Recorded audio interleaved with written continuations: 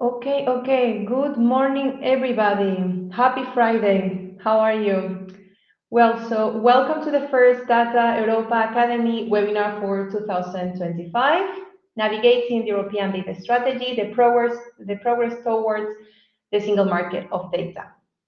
As you know, data is an essential piece for economic growth, competitiveness, innovation, many aspects of our day-to-day lives and also the future, also delivering new products and services. And on the Data Europa Academy, we put a lot of efforts on explaining and unveiling the opportunities that data holds for citizens, public sector, and businesses. So as some may know, in 2020, like 5 years ago, the European data strategy was presented, putting in a spotlight data in the years to come. And this European data strategy focused on people, putting them at the center of developing technologies while defending and promoting European values and rights in the digital world. It's true that now we're in a very important moment because we're inaugurating the year with the last year, the new commission with new priorities and new agenda in the years to come. But these priorities will build on the work of the previous 5 years. But what has been done in these 5 years and where are we? Since we're now in a key moment of transition, we decided to kick off this year, 2025, with a webinar to have a step back on the different policies and the developments in the last years. So in this webinar, we will discuss these different regulations that were in place during the last Commission mandate, having a look back on what has been done, what is the state of play, to whom is this applicable, and how this can really shape the different sectors of our economy and our society. So we also will have a sort of a sneak peek on the future policies and the new Commission, since data is still very high on the agenda. So before we get started, some rules of the game for those who are new joiners with us. So this webinar is part of the Data Europa Academy webinar of the official portal for European data, data.europa.eu. So this webinar will be recorded, it's already, we set the recording, and will be published on the Data Europa Academy under the lessons of legal side of Open Data. We very much welcome your questions, and it's a very important part of this webinar, so please don't hesitate to put your questions in the Click Meeting chat that you will find where you were mentioning good morning. We will address all these questions at the end of the session with the different speakers. And please, we really take into consideration your feedback on the session and potential ideas on how you would like to, what you would like to learn about in the future. So please reserve 3 minutes after the webinar to help us improve by filling in the feedback form. But I'm not here alone today. I have a very good company with me. We have two speakers of the day. They're coming from the Data Policy and Innovation Unit on DigiConnect at the European Commission. So we have Jirka and Michal, both policy officers at the European Commission. And myself, as I introduced myself in many occasions, my name is Inma Farfan Velasco, and I work at the Publications Office of the European Union that is managing the Data Europa EU and the Data Europa Academy.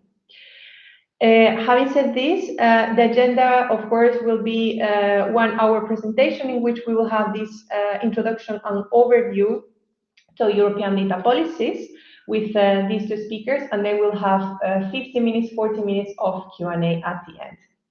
Having said this, I'm giving it to the experts on the topic. So Michal and Jirka, the floor is yours. Thank you, Inma. I hope that everyone can hear me now. I suppose that is yes. Good morning also from us, the part of European Commission that is based in Luxembourg. The team is called Data Policy and Innovation, and we are the part of the Commission that is putting in place policies and rules for data. As Inma was already suggesting, the data is a very important resource in today's world. It has been the focus of the European Commission for some time already to try to make sure that it's properly utilized in Europe. there is since about 2 years also another good reason, right? The generative artificial intelligence that requires a lot of quality data. And our policies have been going in this direction for some time to make sure that there is a lot of good quality data available for reuse. And for that, you need to harmonize the rules for data that make it clear who has the rights over data as a data holder or as a data reuser. You need to make sure that the data flows across the borders. That's why we speak always about the single market in data. It was easier to create a single market in goods and persons. But at one point, it appeared that there are new borders coming up for data. Since there were still no rules for member states, they were putting in place their own national rules. Typically, it was before the rules on data protection were harmonized. The market simply was not single in Europe and unique.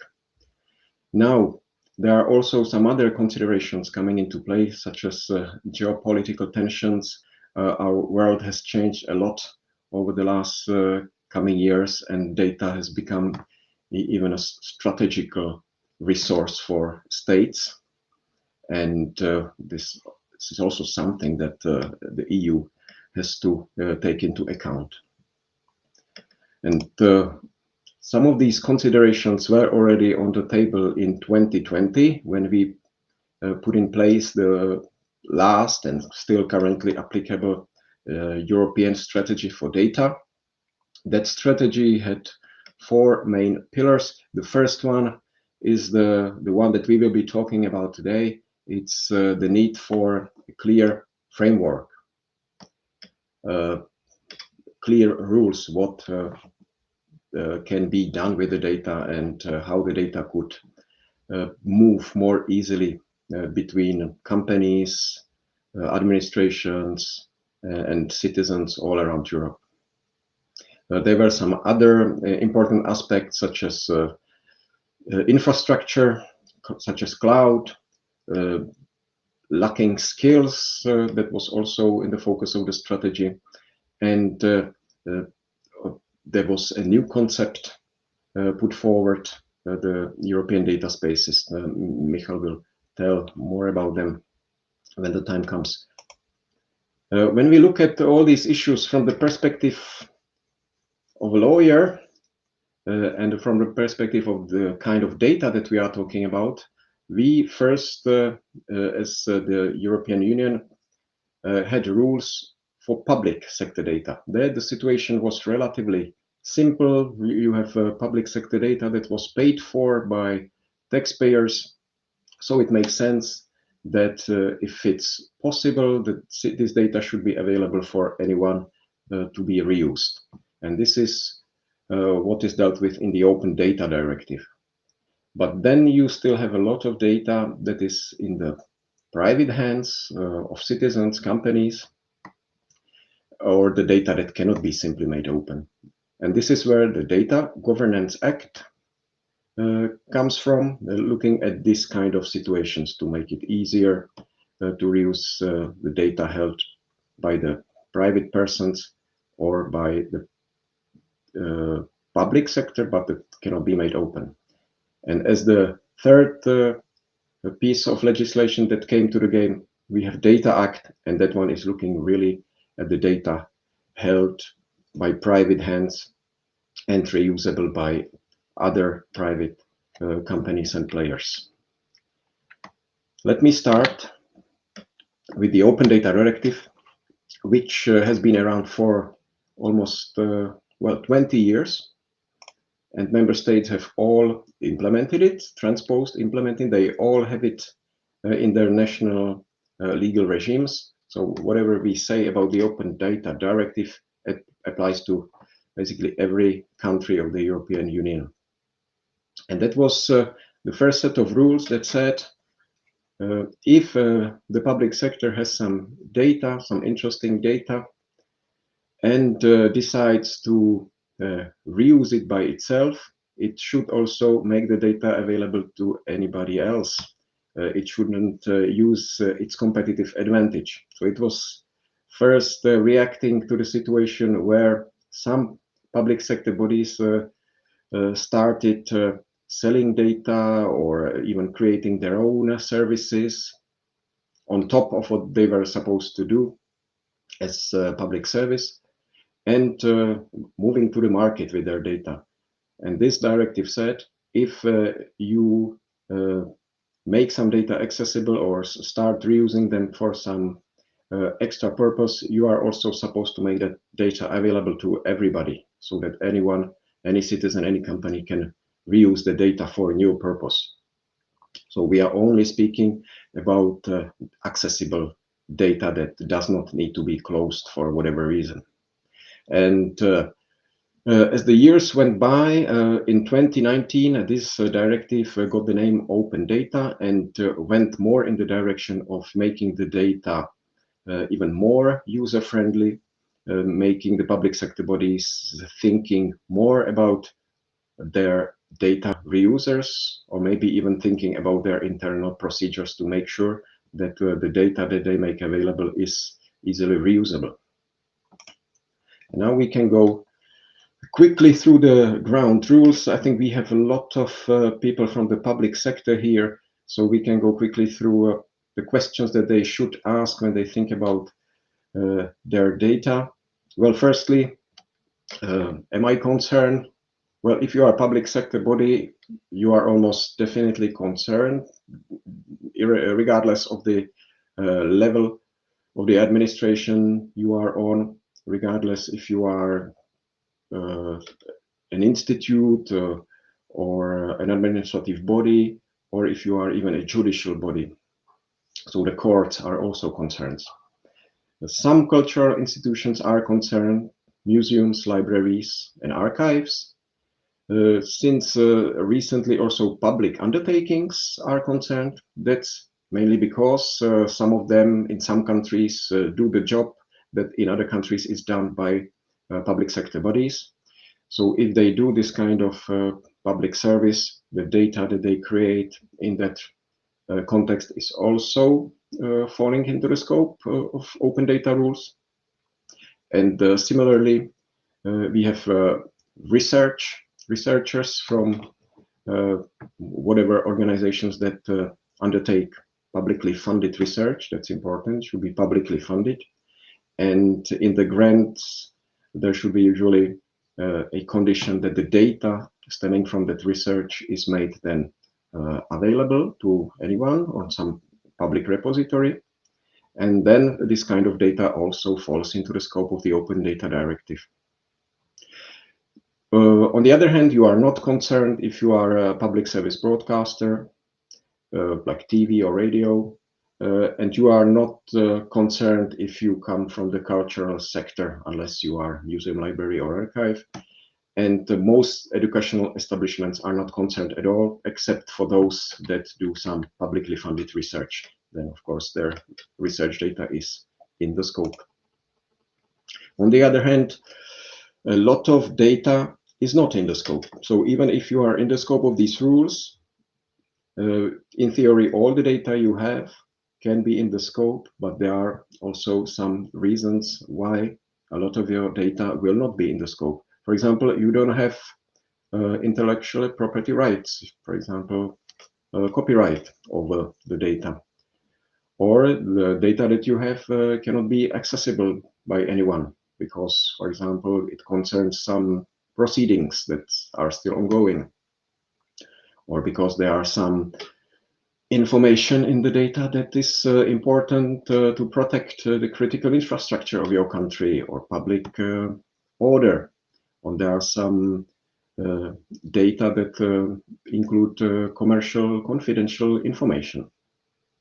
And last but not least, there can be personal data in your data sets, and that needs to undergo serious consideration if there is interest in making that data public. That overrides the interest of protecting personal data.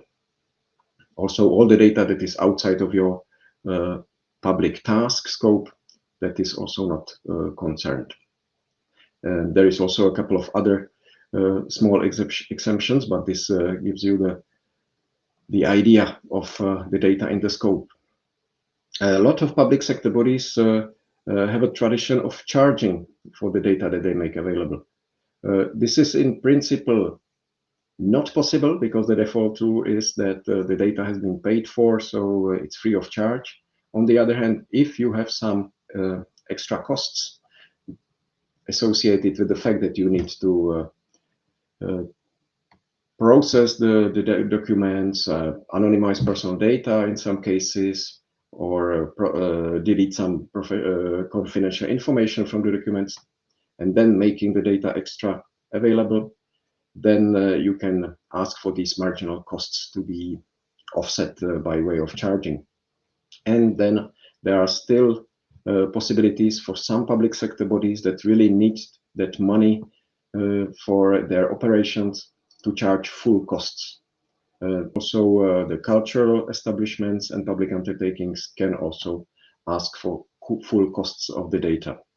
But if they do so, they need to be very transparent about the sums they are asking for, how they got to those charges and those sums, and the member state in question always has to have a list of those bodies that charge full costs of their data so that reusers can see in advance what they can expect. And then for charging, what is quite important is the relatively large category of public sector data, which we call high value data sets, that has to be free of charge always. There are also a number of rules how you should treat reusers. Typically, reusers will ask for data, and then their applications need to be processed quickly. I think they have typically about 20 working days to receive the reply, to get the decision under administrative procedure rules in a given member state. And it's important to give them any decision, positive or negative, so that reusers know what the situation is, so they are not left without knowing if they can get the data or not for weeks or months. What is even better is to publish data proactively online and make it easy to search in those data. Typically, you will make sure that your data appears on the national data portal, and that national data portal is nowadays already quite for sure harvested by European data portal, data.europa.eu, the organizer of today's meeting, which is known to everyone in this room, I believe. Now, there's also a couple of rules for conditions that you can impose on the data. The ground rule is you should be fair, you should not discriminate amongst reusers. The data should be available to everyone. Once you make the data available to one reuser, the next reuser should get them too under similar conditions. And there should be no exclusive rights unless there are very good reasons to do so. For example, you require some service in public interest or for digitization, and then the contractor would not do it without without getting exclusive right over the data, because otherwise it would not be economically interesting. There are also some rules that even if you do not impose clear exclusive rules, exclusive right over data, and the situation looks like somebody could get to the data that and get some insights and skills from the data that nobody else would be then able to replicate reasonably under market conditions, then it's good to be also transparent about these arrangements and let everybody know that we have this kind of reuser. And lastly, licensing, the conditions should be as open as possible, as permissive as possible, unless there are some good reasons to impose some kind of restricting conditions. I think this would typically concern personal data.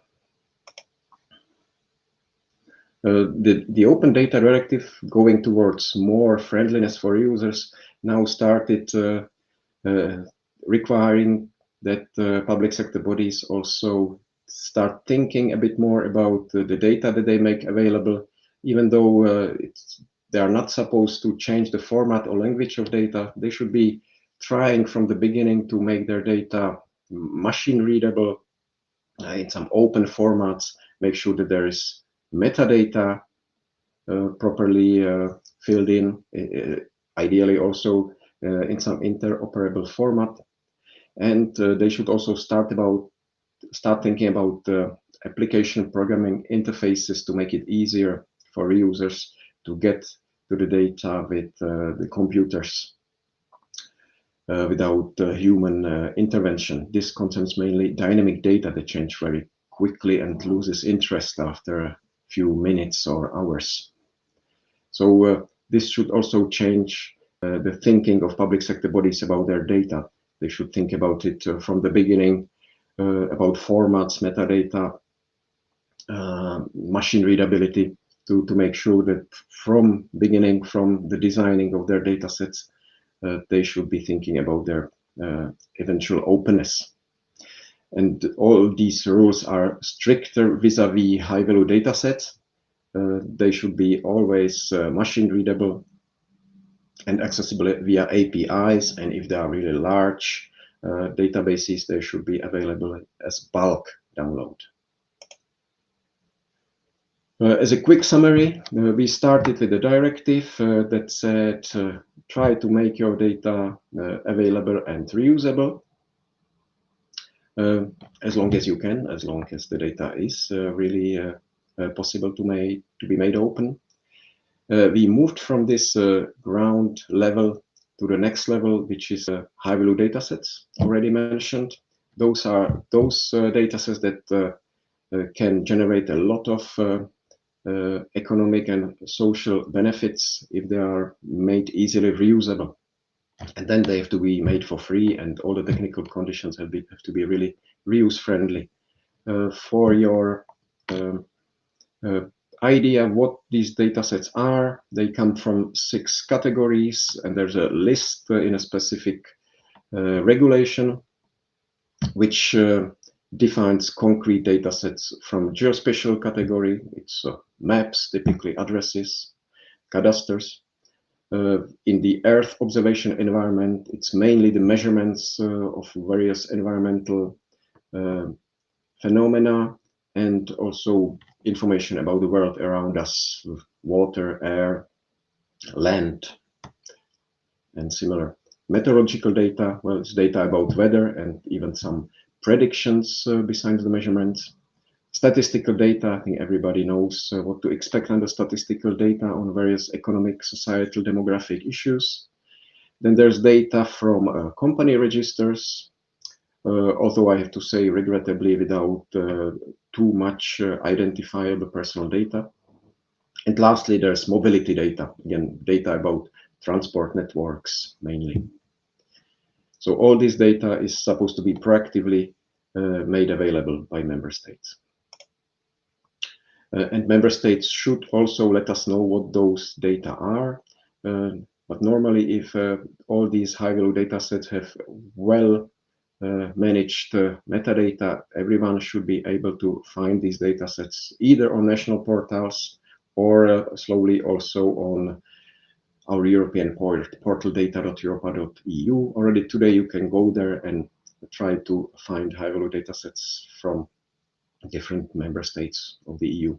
I believe there were 11 last time I looked, 11 member states having their high-value data sets even on the European data portal.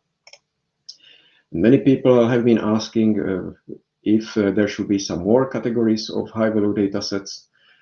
Our answer has been yes, but let's first see how this first list of high-value data set is working, and then we are ready to add some more categories that can come from new domains of public sector data. We would like to see probably more data on climate, on energy, on financial issues of countries like budget and public spending, more health data, of course, not too granular to go to concrete persons, but more on the societal level. Data from justice and on legal rules are very interesting for use, and language data. Well, translations are very important for training machines and their artificial intelligence. So all this is something that can be probably expected in the coming years. Now let's have a look at other legal rules going beyond open data. Michal, the floor is yours. Thank you, Jirko, and also good morning from Luxembourg from me. So as Jirko mentioned, that legal framework that was under the European data strategy was one of the pillar was the Open Data Directive. Second pillar, it's the Data Governance Act. Again, it serves as a horizontal framework to create a European single market for the data.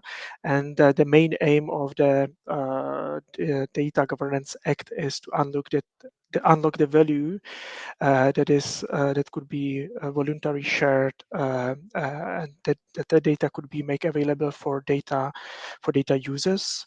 It's a voluntary DGA itself does not oblige to publish the data, but it's provide the voluntary conditions and framework for sharing and facilitating data in the European Union. DGA became applicable in September 2023, so as the same as the HVDS, it's fully applicable, and it provides the four pillars. The first pillar focusing on the data that are outside of the scope of the Open Data Directive, and the focus on the sensitive data that are generated and created by the public sector. The second pillar, it's very new. It's a novelty. It provides a certain framework for facilitation of the data between the data user and the data holder. The third pillar is again very innovative in the European legislation because it provides certain framework for sharing data voluntary for altruistic purposes, and the work and the good practice and the information and the use cases should be shared also on the member states level between the private and the public sector.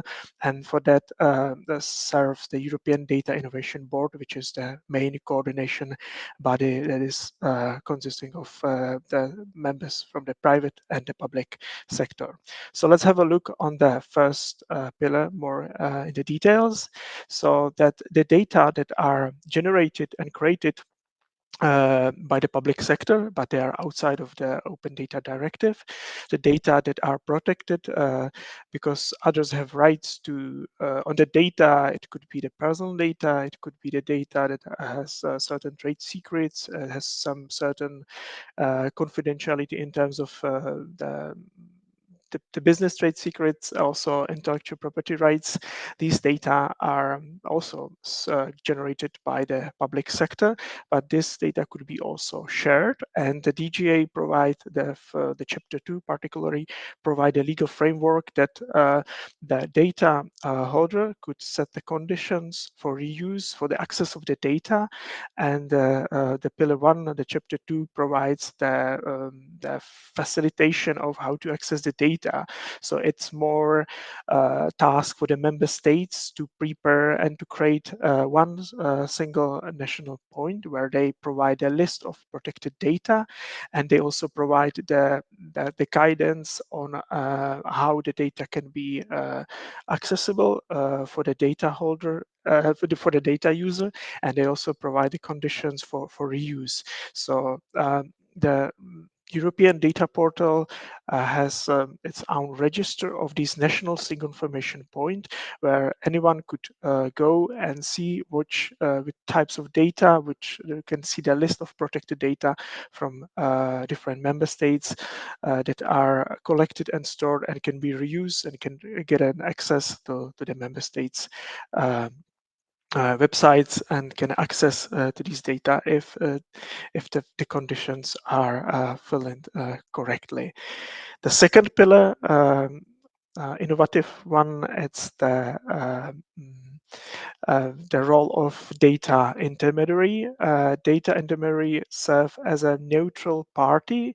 It could be a certain data broker, so the entity that enables safely and in a trusted matter share data between the potential data user and the data holder. The data could be controlled by the companies or individuals. These data intermediaries are significant and fundamental element in the concept of the data spaces. I would tell you more about the data spaces in a while. And the data intermediaries cannot monetize their work for the data holder and data users. They cannot monetize the data that they are facilitating for exchange between the data user and data holder. The data intermediaries should be established in the EU, and they should have a legal representative in the member states. The member states are obliged to appoint a public institution as a competent authorities who where the potential new data intermediaries could register, and after they are registered, they can provide the services as a data intermediary service providers. And again, these registers, the data intermediaries are registered on the European websites under the EU Register of Recognized Data Intermediation Services. So far in Europe, we have 11 data intermediaries. So the entities, neutral entities, they facilitate the exchange between the data between the data user and the data holder. And again, the information about the entities are transparent, available on the Commission websites. The third pillar, it's again the novelty, because it gives the conditions and the rules for individuals or companies. They could share the data for common good, for altruistic purposes without any direct reward. So the entity, a person, individual could share the data for health research, or the company could provide the data from their work to anyone who would be interested. Of course, the data should be anonymized, and could be the European consent form should be used. The data altruism entities, the organization that are collecting the data, they have to be again registered in the European Register of Recognized Data Altruism Organization. But as a novelty, it's again the DGA provides the first rules and guidance on that the individual entity or corporate entrepreneurs or corporate companies could share or donate the data for altruistic purposes.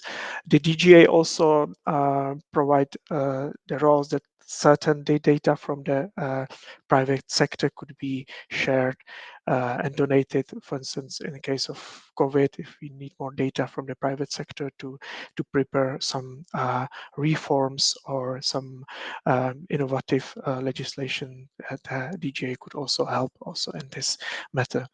And the third pillar, it's again, it provides the governance model for organization of and coordination of the member states and the private entities, but it also serve as an advising and assisting expert body of the Commission to sharing a good practice and the scope of the Data Governance Act. So it's established as an expert group, and it has members from the private and public sector. One of the subgroup, it's a subgroup for competent bodies, where very actively the member states share the good practice, the guidelines for that are covering the Data Governance Act.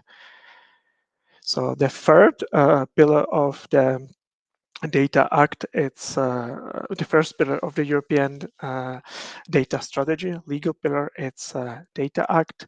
Data Act is enter into application in September. Will enter into application in September 2025, and it's again, it's as a DGA, it's very complementary to the DGA because it's trying to and focusing on the unlocking of health and value of the data, especially in the industrial sector, focusing on the new element of the data economy, which are the data generated through the IoT services. So the uses of Internet of Things, smart connected products could be in a scope of the Data Act because it gives them fair and transparent rules for reuse of these data.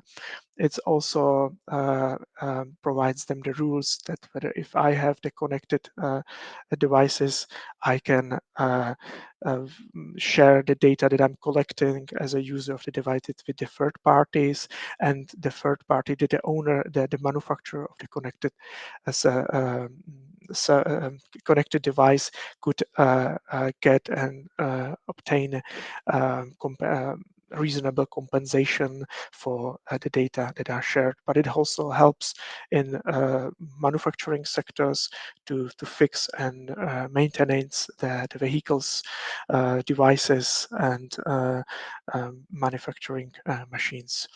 The Data Act also provides the more rules for easier switching the cloud service providers. So it's way easier now to switch from different cloud providers to the other one, to that we can easily, the conditions for switching are much more smooth. And it also provides a very specific element for in the B2G sector, that the Data Act provide also the condition where the businesses could make the data available to government in emergency situations such as flood, natural disasters, or it could be COVID-19 when the governments need more data from the private sector, from the health sector, to prepare some reform and measurements that could help ease the burden of the impact of the COVID-19. And the Data Act itself also provides and facilitates data flows, provide the conditions and the standards for interoperability, and basically fill in the gap on the interoperability within the common European data spaces.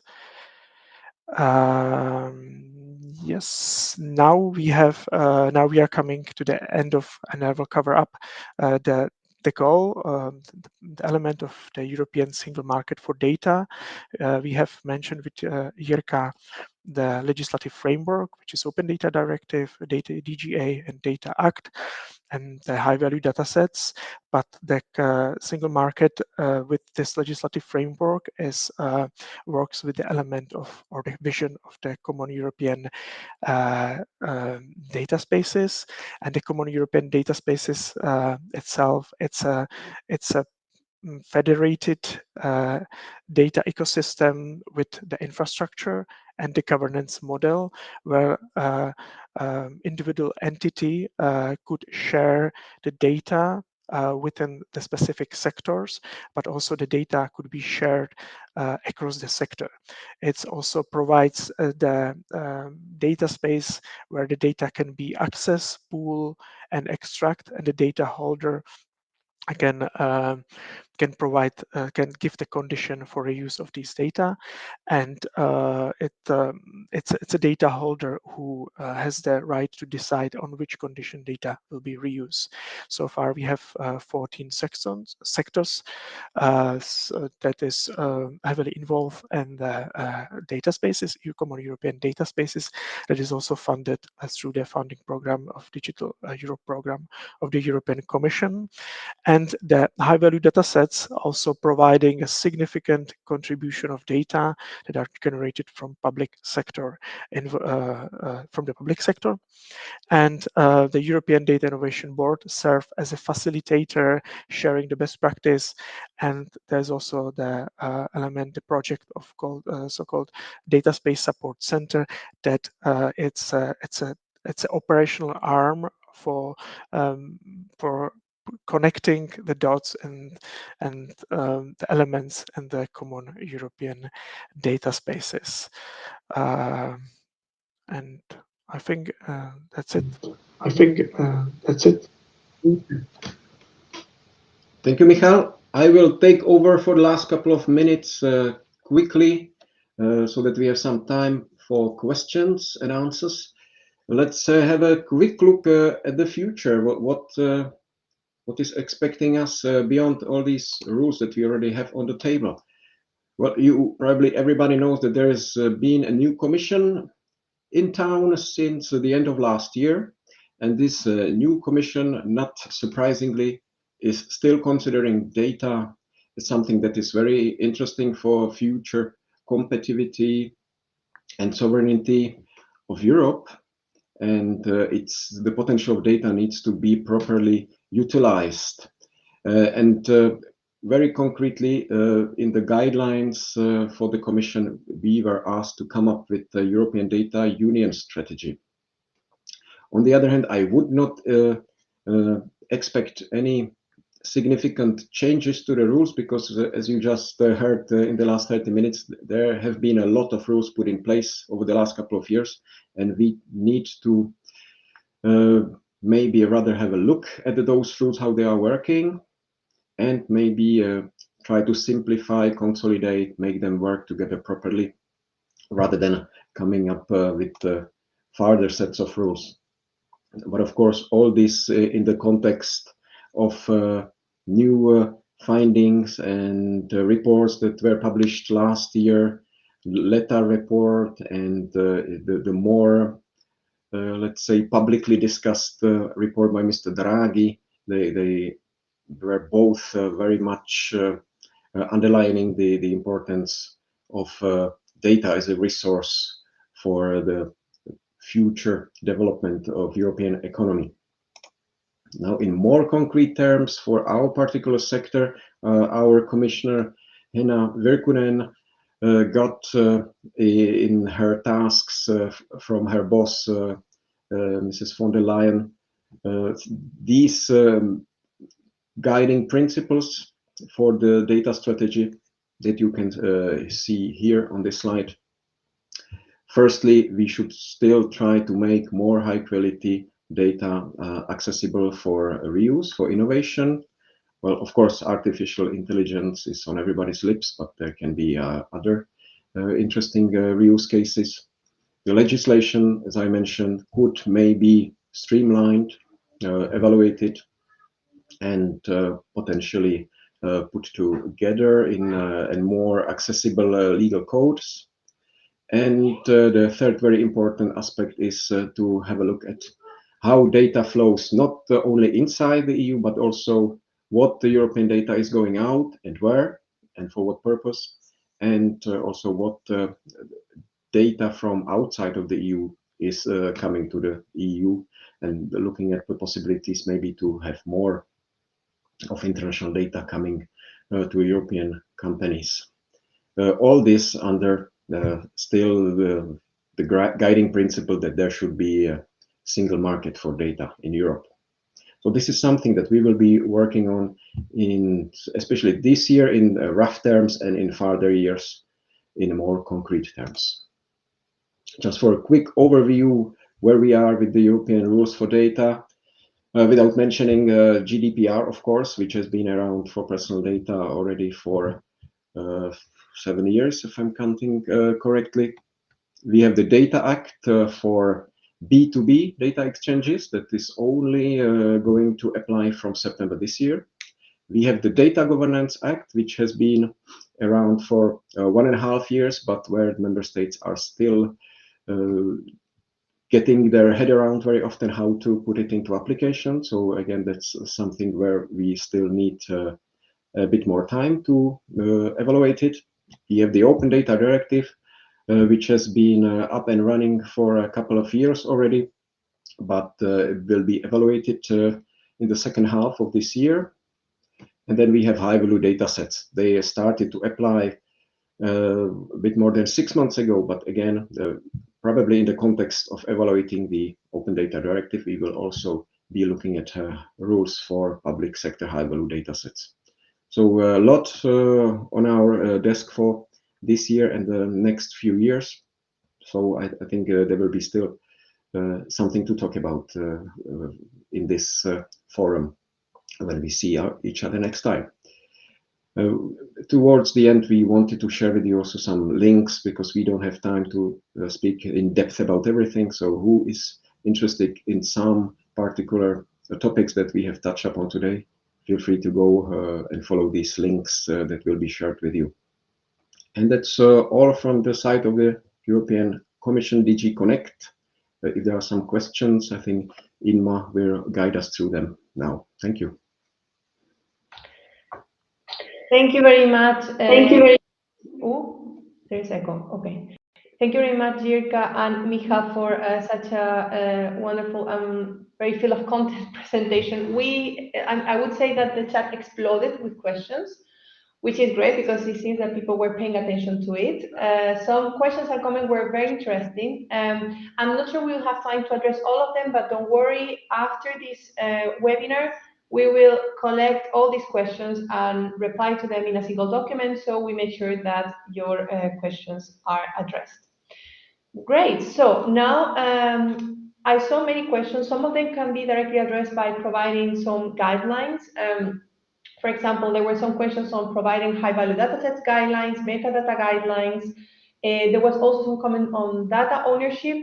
I'm happy to say that on data.europa we have a specific section under studies where we deep dive into these concepts from a more pragmatic way, since we're helping and supporting on the implementation of these policies. So I really recommend you to go through this list of studies and research results so you can go through it to get in detail.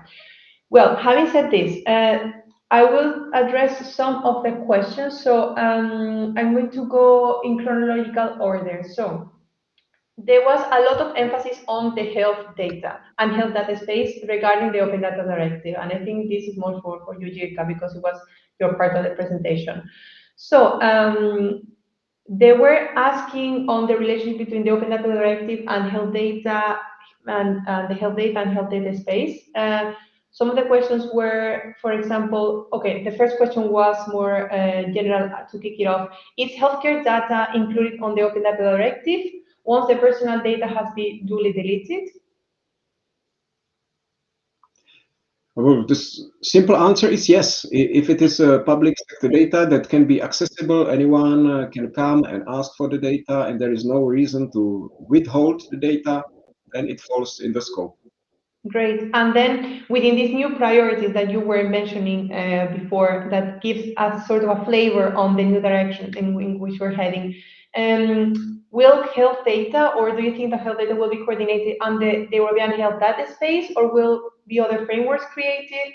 What is the relationship with the European health data space? If you can say a few words about that, that would be great.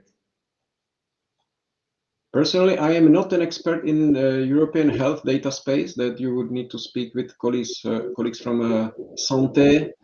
But the idea of data spaces is, as Michal was explaining, that there should be all kinds of data in the space. But then, of course, to different players in the data space, different kinds of data should be accessible. It doesn't mean that you will get all of it. So sometimes you need to show some legal interest to get data that, for example, concerns concrete persons. Yes. You need to be, for example, provider of health services to get data on patients. On the other hand, if you are, for example, insurer and want to have some high level data, then maybe you can get to more data that is generally accessible to anyone, and where the Open Data Directive applies. So you need to really, when you are looking about talking about data spaces, you need to take into account that there will be different kinds of data in it. governed under different sets of rules, depending on what's in the data. Michal, would you like to intervene as well? Yes, I would like to fill in Jirka with the information that European Health Data Space, it's the first new sectoral legislation on a data space specifically focusing on the health data space. It's a regulation, it has been recently adopted, and now we are waiting for the publishing of this regulation in the European journal, so then it will become applicable. So it defines the condition also for the secondary use of data. It's a fulfillment, it's the complement, it's a sector legislation for health data space. So, and there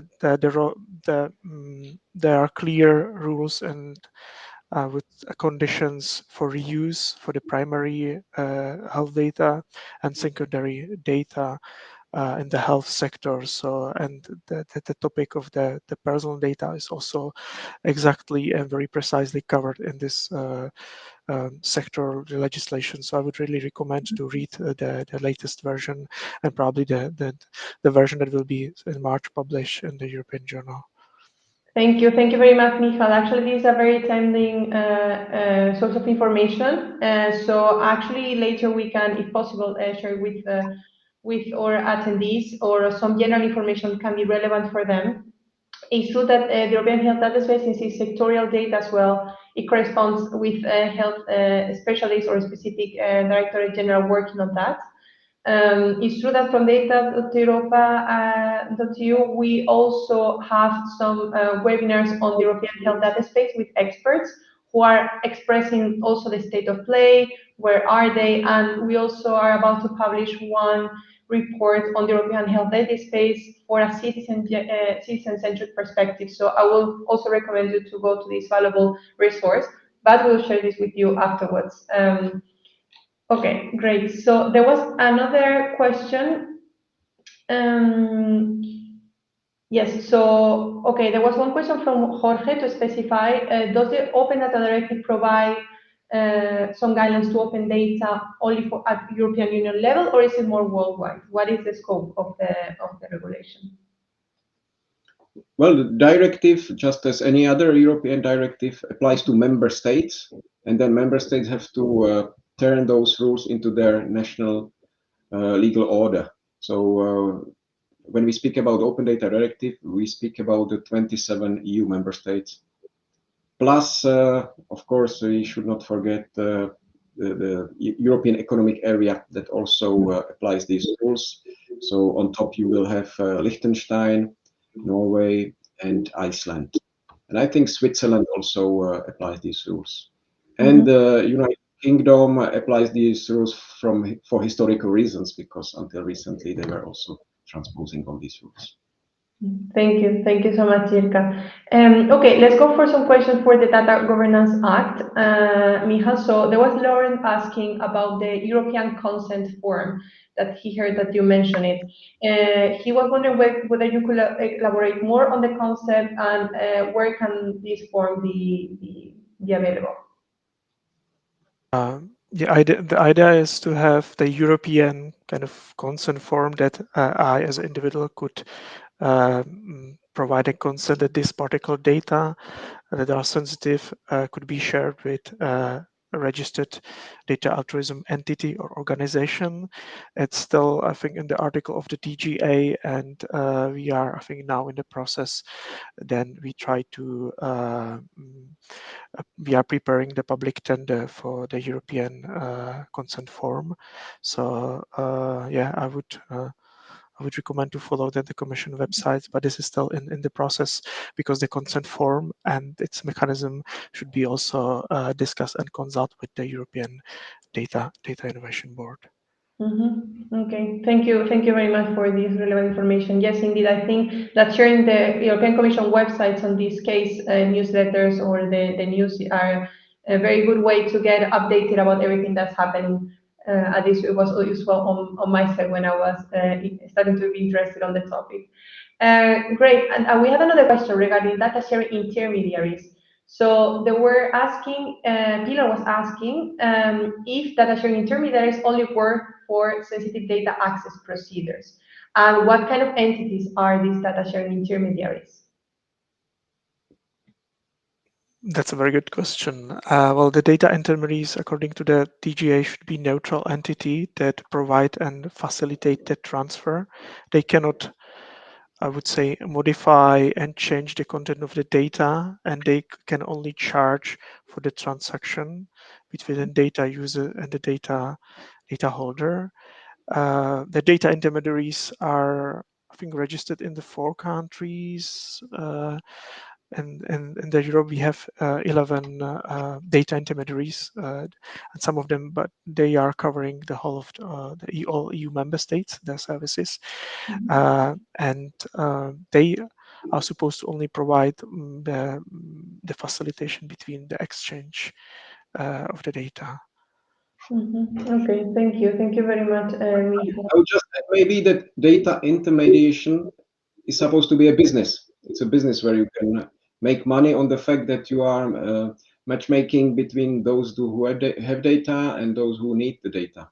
And then we have data altruism organizations, and there we are more looking at non-profit use of data for some public benefit. So there, in principle, you should not be making money on it. You will not be a typical company established for the purpose of making benefit. You would be rather some organization without, Non-profit. for example, in France, yeah, non-profit organization created in order to meet some public interest objectives. So this is the difference. And it's a way to incentivize them also to be involved in such initiative. Great. I think we are done with our presentation because we are running out of time, which doesn't mean that we will not reply to your questions. We will go back to that. I would like to give a few 1 minute of your time to tell you that you have the feedback form to give us feedback on what you thought about the general content of the presentation, ideas for the future. We will have other 2 webinars. We were talking about data spaces, so we will have one experience from the European finance data, the financial data space, not the health data space, because although it was like a very relevant topic in this presentation, but I really recommend you to go through because there are like a very interesting common practices that they share from one another. And there will be another one on the Open Data Maturity Report, best practices from countries. So we will invite countries to share best practices on implementing these regulations that Jirka and Michal were very well presenting it today, and gives that like also flavor about what's coming up. And then we also have an event coming up in March that is the EU Open Data Days. So please join. You can already register. You can come to Luxembourg to visit us. It's sunny outside, let's say, and or you can also join online if you cannot come in person. But we'll be very happy to meet you there. So, having said this, Jirka and Michal, thank you so much for your wisdom and all your knowledge shared with us in this hour time. It was very insightful, very useful for us, and really, thank you so much for your time. Thank you. It was a pleasure to be here. Indeed. I hope all the attendees enjoyed it, and I really wish you all a wonderful rest of the day, Friday, and weekend. Thank you. Thank you. Thank you. Bye-bye. Thanks everybody for coming. Bye. Thank you.